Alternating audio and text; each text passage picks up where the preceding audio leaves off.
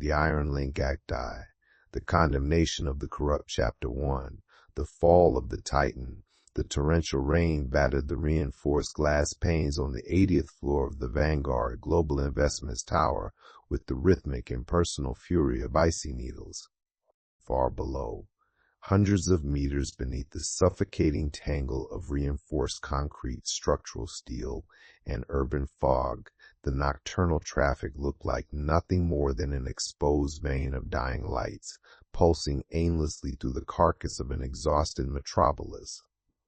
Arthur Vance was not looking at the streets below. He was staring at his own reflection cast against the dark window pane. At 50 years of age, Vance was a monument sculpted by systematic impunity and surgical detachment. His silver hair, immaculately swept back with madder pomade from a bespoke London barber shop, framed an angular face whose deep lines spoke not of age, but of decades spent making calculated, ruthless decisions without the slightest burden of conscience. His tailored Italian suit, crafted from vicuña wool with a charcoal silk lining, clung to his upright posture like ceremonial armor. Every mother-of-pearl button, every invisible stitch represented a social stratum unreachable by 99% of humankind. Upon the vast, solid mahogany desk, a centuries old piece salvaged from an 18th century European colonial courthouse, rested a manila envelope hand delivered only moments ago by a special courier from the Department of Justice. Inside lay an irrevocable court summons, 400 pages bound in steel wire, detailing the conclusion of 3 years of confidential federal auditing.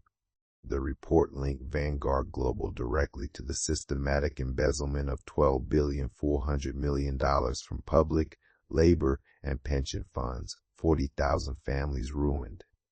$850 million funneled into offshore havens in Mauritius, the Cayman Islands, and Bermuda over the last 72 hours alone.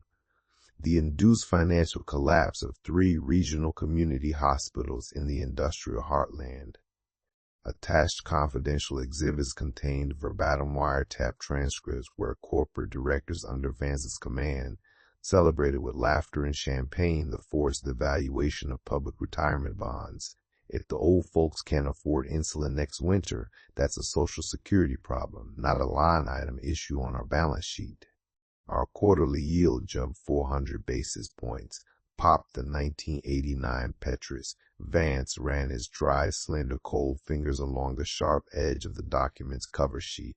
A Mason porcelain cup of cold espresso sat beside a Mont Blanc fountain pen trimmed in platinum. 40,000, he murmured into the cavernous silence of the 3,000-square-foot executive suite. His voice possessed a polished, velvety, and razor-sharp timbre honed by 3 decades of boardroom meetings where economic destinies were sealed with the casual arch of an eyebrow. Numbers, mere statistical dispersion of capital across an entropic ecosystem. A faint, subtle smirk tugged at the corner of his thin lips. There was no rage in his expression, nor any overt sadistic thrill.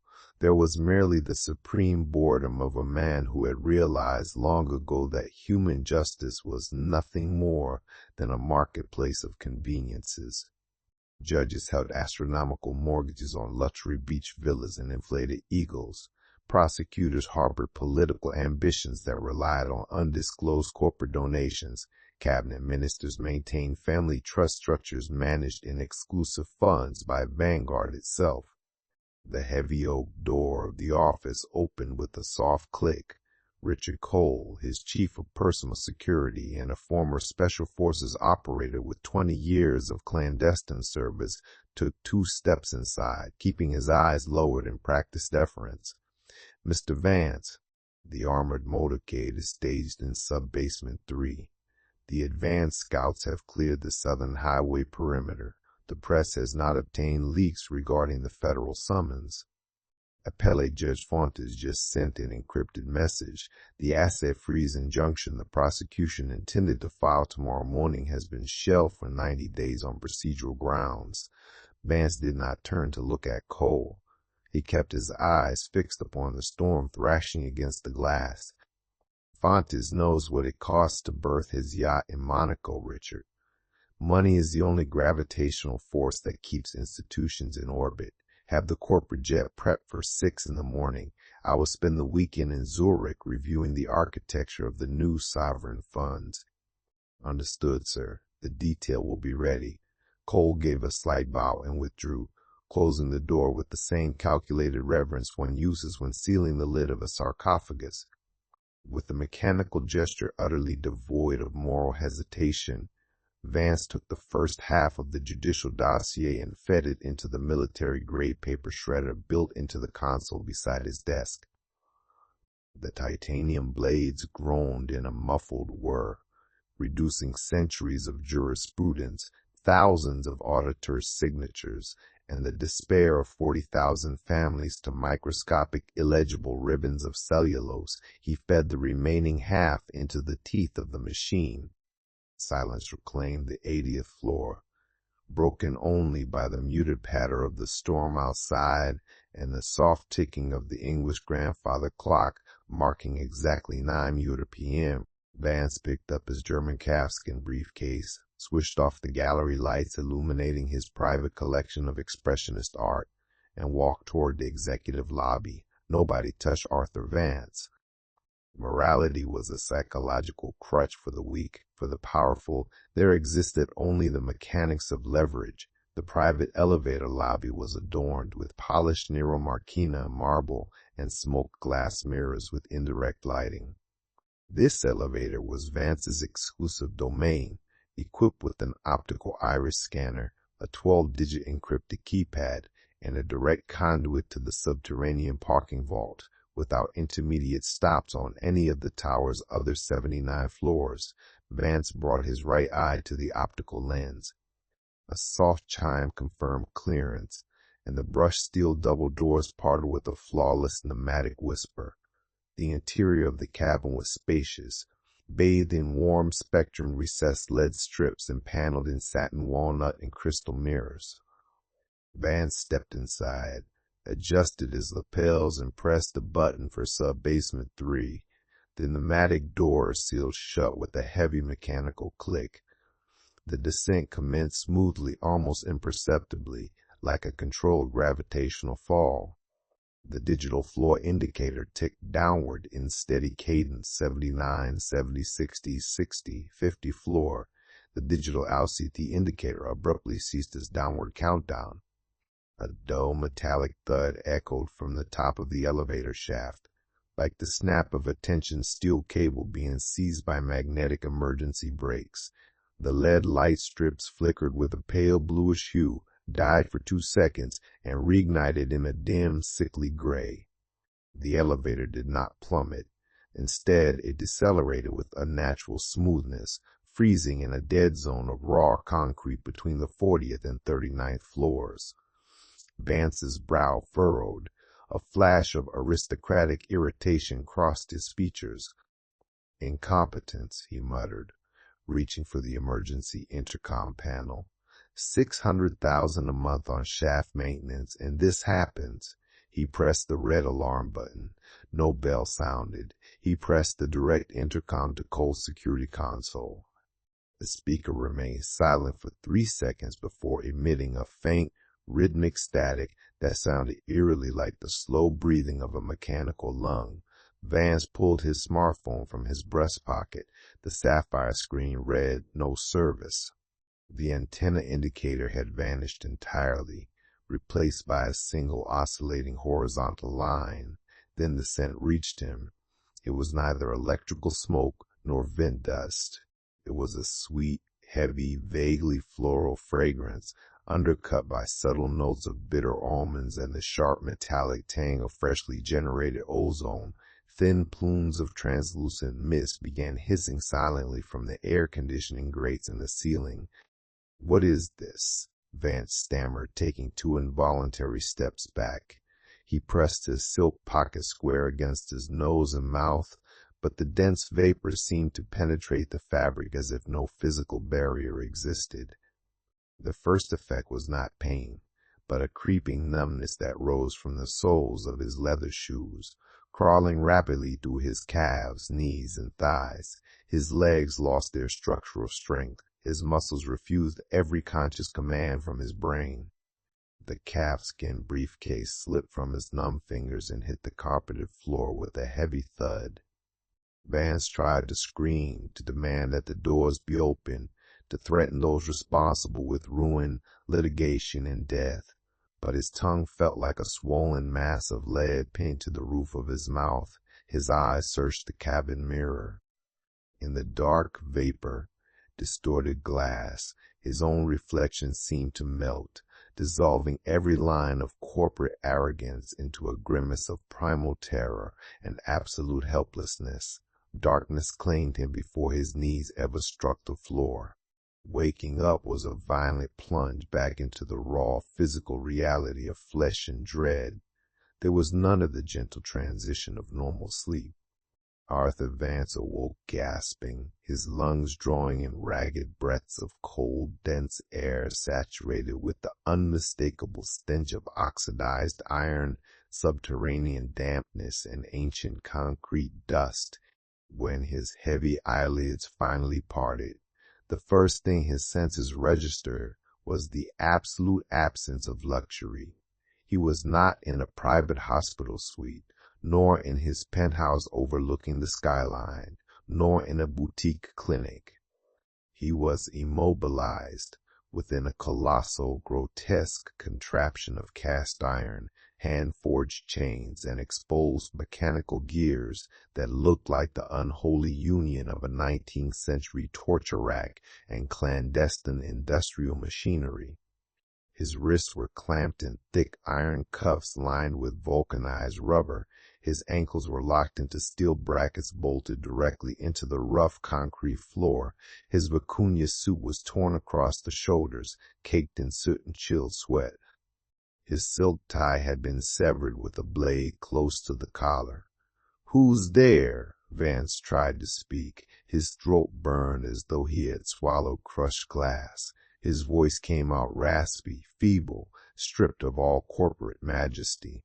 "I am Arthur Vance. Do you have any idea who you're dealing with?" "My attorneys, the federal authorities, the government. I could wire $50 million in untraceable cash right now. Name any amount. Swiss accounts, physical bullion. Tell me what you want." His words bounced off the damp concrete walls and returned hollow, accompanied only by the rhythmic dripping of water leaking from a rusted pipe 10 meters overhead. Vance scanned his surroundings with wide, terrified eyes. The space was a vaulted underground bunker of brutalist architecture, illuminated solely by the eerie greenish-white glow of dozens of cathode, ray tube Kurt monitors stacked upon industrial metal shelving units before him. Every screen hummed with continuous analog static. Thick, lead-shielded cables snaked across the floor like dormant serpents, converging upon the base of the chair where he sat pinned. Behind his head, a pneumatic actuator hissed with compressed air. Vance tried to crane his neck, but a padded collar with magnetic locks held his skull firmly aligned forward. Simultaneously, the static hiss across all Crete screens fell silent. The visual noise dissolved into deep navy blue. In the center of every display, a single luminous sine wave began oscillating in sync with a low, sub-audible hum, a deep vibration that resonated not just through the air, but inside Vance's ribcage. A voice emerged from the speakers concealed within the shadows above. It was not a computer-generated synthesizer with theatrical robotic filters.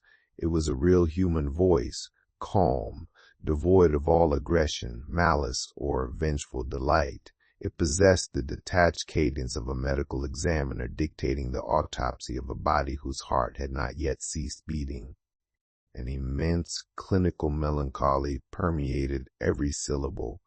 "Good evening, Arthur," said the voice of the invisible protagonist. Vance shuddered. The sound seemed to bypass his ears and settle directly into the base of his spine. "What do you want?" "Money.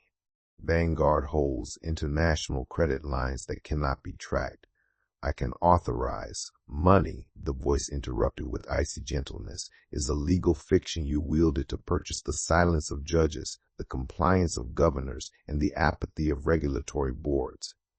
However, Arthur, capital possesses no thermodynamic weight in the physics of human consciousness. It cannot cushion the reality of what you have done. I did nothing outside the law, Vance yelled, desperate pride struggling to assert itself. Every corporate restructuring requires asset liquidation and labor adjustments. The market is sovereign. The market is merely the nomenclature cowardly men assign to their own unbridled greed, the voice answered, without raising its volume by a single decibel. 40,000 families. They are not numbers, Arthur. They are biological lives with nervous systems, pain, hunger, and grief. You strip the livelihood of men and women who gave 30 years of labor in exchange for a dignified retirement, solely to inflate third-quarter earnings and secure a personal performance bonus of $42 million. The creep monitors shifted their displays in perfect unison. Suddenly the bunker was washed in the stark light of thousands of photographs, medical files, and surveillance logs. On the upper center screen, the face of a 62-year-old textile worker holding the death certificate of her husband, who had passed away after the unilateral cancellation of their corporate medical plan.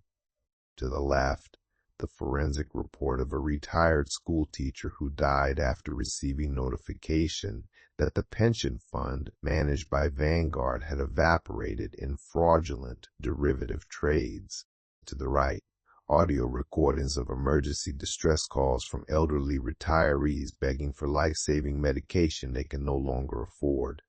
Look, Arthur, the voice from the shadows commanded. Do not close your eyes. Willful ignorance ended the moment the elevator door sealed shut. A sharp, high-pitched electrical hum pierced the bunker's air. Behind Vance's neck, an articulated wrought iron arm began unfolding with surgical deliberation. From the shadows of the machinery emerged a circular apparatus shaped like a crown, forged from blackened titanium and bristling with dozens of hollow microneedles. The crown descended slowly until it hovered exactly 3 millimeters from the skin of his nape. Vance felt the freezing aura of the metal. A bead of sweat traced a clean line through the soot on his cheek. "What is that machine? What are you going to do to me?" he pleaded, his teeth chattering uncontrollably. "The human brain," the melancholy voice explained, "is a fascinating and tragically resilient organ. It constructs impenetrable rationalizations to shield its own vanity. You spent 50 years believing you were superior to the men and women you crushed underfoot. You believed your intellect and wealth made you a titan.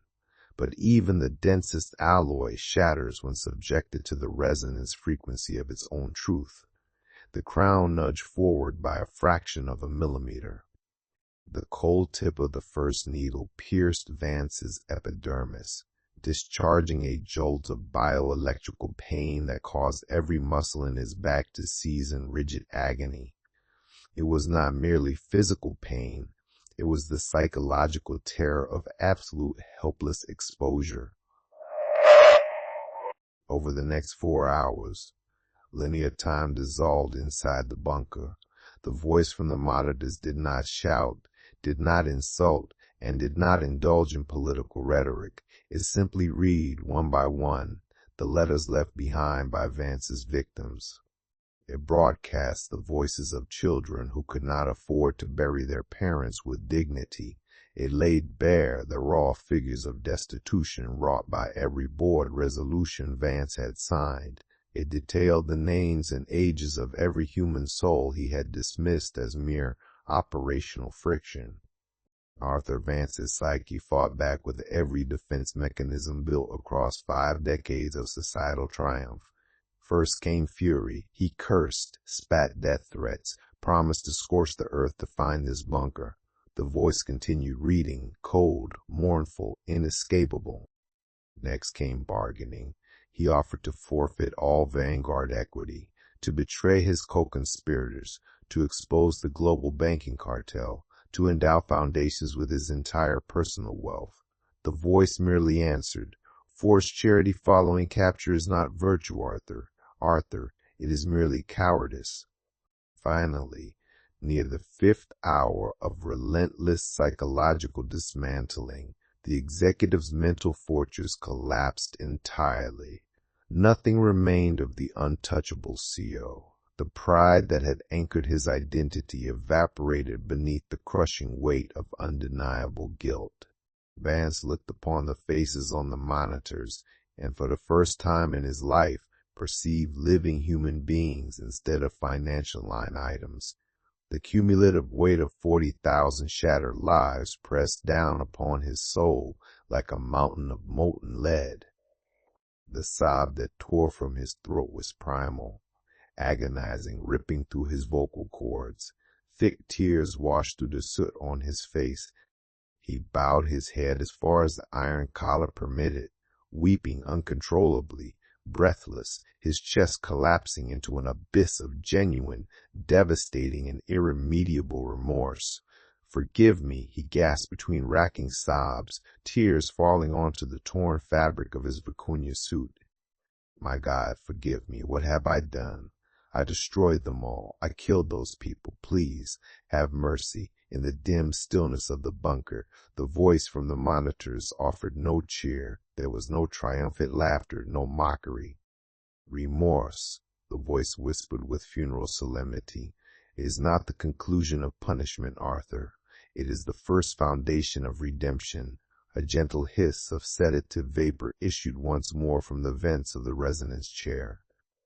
As Vance's conscious mind dissolved into a soft haze of exhaustion and surrender, the biomechanical crown advanced with some millimeter precision against the base of his skull.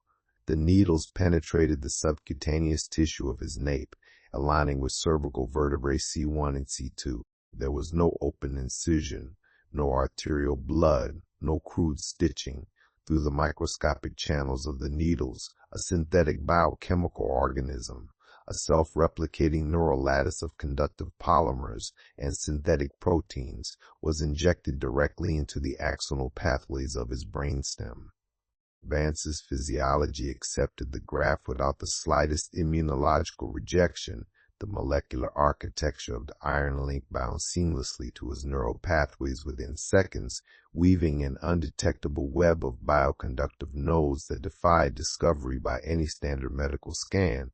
Within the deepest layers of chemical sedation, Arthur Vance's mind plunged into a surreal, majestic dreamscape.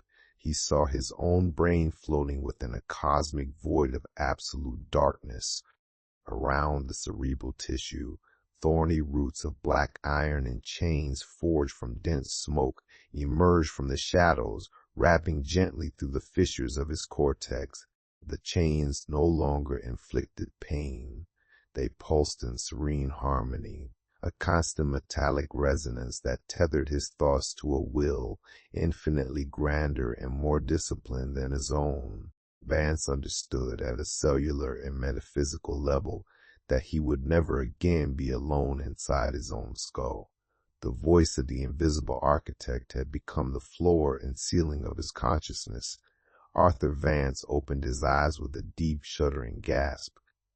The golden rays of the morning sun cut diagonally through the panoramic windows on the 80th floor of the Vanguard Global Investments Tower, illuminating the dust motes drifting lazily through the climate-controlled air of his private office.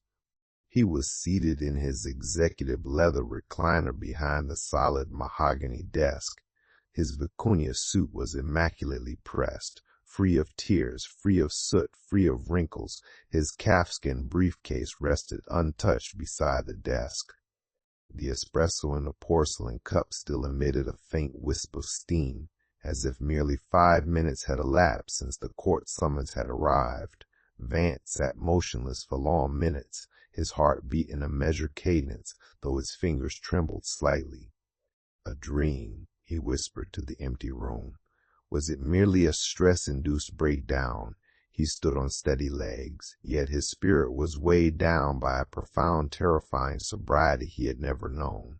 He walked into the private marble bathroom and illuminated the crystal vanity mirror.